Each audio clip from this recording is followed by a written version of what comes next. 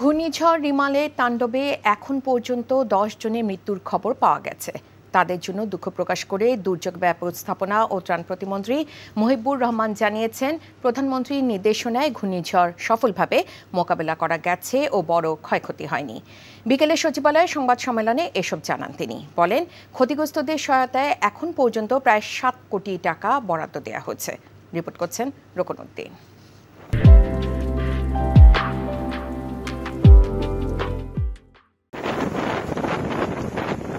শক্তি দেখিয়ে শেষের পথে ঘূর্ণিঝড় রিমাল, কিন্তু পথে পথে রেখে গেছে তার তাণ্ডব আর ধ্বংসযজ্ঞ।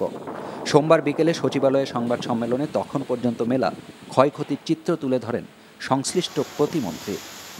আমরা সফলভাবে ঘূর্ণিঝড় রিমাল মোকাবিলা করতে সক্ষম হয়েছি। মাননীয় প্রধানমন্ত্রীর দিক নির্দেশনায় দুর্যোগ ব্যবস্থাপনা ও ত্রাণ মন্ত্রণালয় গত কয়েকদিন ধরে ব্যাপক প্রস্তুতি গ্রহণ করে, যার ফলে বড় ধরনের কোনো ক্ষয়ক্ষতি হয়নি। এ পর্যন্ত প্রাপ্ত তথ্য অনুযায়ী খুলনা, সাতক্ষীরা, বরিশাল, পটুয়াখালী, ভোলা ও চট্টগ্রামে মোট 10 জনের মৃত্যুর খবর পাওয়া গেছে।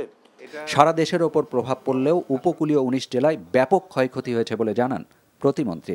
তাদের হিসেবে সেখানে বিধ্বস্ত হয়েছে প্রায় 1.5 লাখ ঘরবাড়ি, আর ক্ষতিগ্রস্ত মানুষের সংখ্যা 37 লাখেরও বেশি। ঘূর্ণিঝড়ে ক্ষতিগ্রস্ত মানুষের সংখ্যা 37,58,096 জন।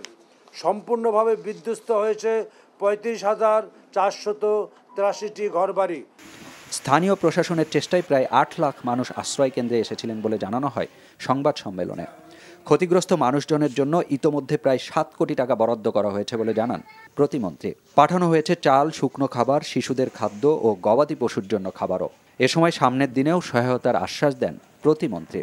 আমরা বরাদ্দ এই অল্প সময়ের মধ্যে যেটা দিয়েছি, এটা আজকের দিন পর্যন্ত আমাদের তো বরাদ্দর কার্যক্রম অব্যাহত থাকবে। সমস্ত মন্ত্রণালয়কে ইতিমধ্যে নির্দেশ দেওয়া হয়েছে যার যার মন্ত্রণালয়ের ক্ষতিগ্রস্ত লোকের সংখ্যা এবং তার হিসাবগুলি আনার জন্য।